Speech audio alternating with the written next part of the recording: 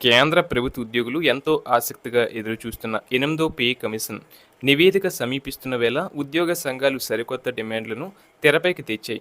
Retirement తర్వాత ఉద్యోగులకు ఆర్థికంగా ఆసరాగా నిలిచే అత్యంత కీలకమైన గ్రాట్యుటీ నిబంధనలలో మార్పులు చేయాలని వివిధ కార్మిక సంఘాలు, పెన్షనర్ల అసోసియేషన్లు ప్రభుత్వానికి వినతి పత్రాలు సమర్పించాయి.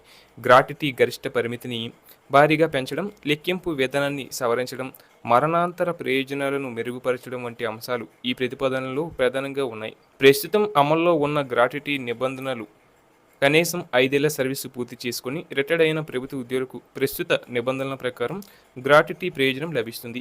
ఒకవేళ ఉద్యోగి సర్వీసులో ఉండగానే మరణిస్తే వారి కుటుంబానికి డెత్ గ్రాట్యుటీ అందుతుంది.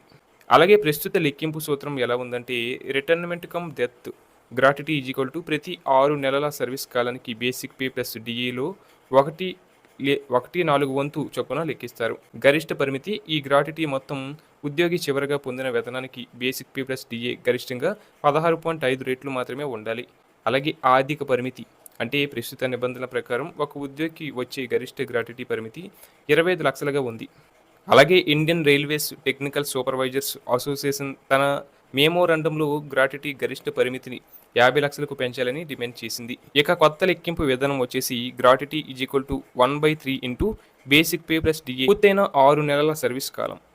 అలాగే 33 ఏళ్ళు లేదా అంతకంటే ఎక్కువ కాలం పనిచేసిన వారికి బేసిక్ పే ప్లస్ డిఏ మొత్తానికి 32 రెట్లు గ్రాట్యుటీగా ఇవ్వాలని, దీనిపై గరిష్టంగా 50 లక్షల పరిమితి ఉండాలని ఐఆర్టీఎస్ఏ పేర్కొంది. అలాగే మరణాంతర గ్రాట్యుటీ పెంపు డిమాండ్లు ఉద్యోగి సర్వీసు కాలాన్ని బట్టి డెత్ గ్రాట్యుటీని ఈ కింద విధంగా మార్చాలని కోరింది. ఏడాదిలోపు సర్వీస్ బేసిక్ పేకు 4 రెట్లు, ఏడాది నుంచి 5 ఏళ్ల లోపు బేసిక్ పేకు 12 రెట్లు, 5 ఏళ్ల నుంచి 11 ఏళ్ల లోపు బేసిక్ పేకు 24 రెట్లు, 11 ఏళ్ల నుంచి 20 ఏళ్ల లోపు బేసిక్ పేకు 30 రెట్లు.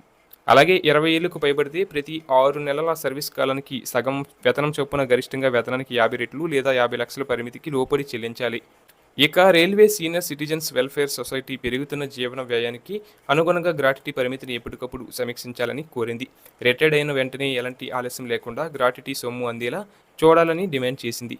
దీంతో పాటు పాత పెన్షన్ స్కీమ్, కొత్త పెన్షన్ స్కీమ్, కేంద్ర ప్రభుత్వం తీసుకొచ్చిన యూనిఫైడ్ పెన్షన్ స్కీమ్లలో గ్రాట్యుటీ నిబంధనలను హేతుబద్ధీకరించి అందరికీ సమాన న్యాయం చేయాలని కోరింది.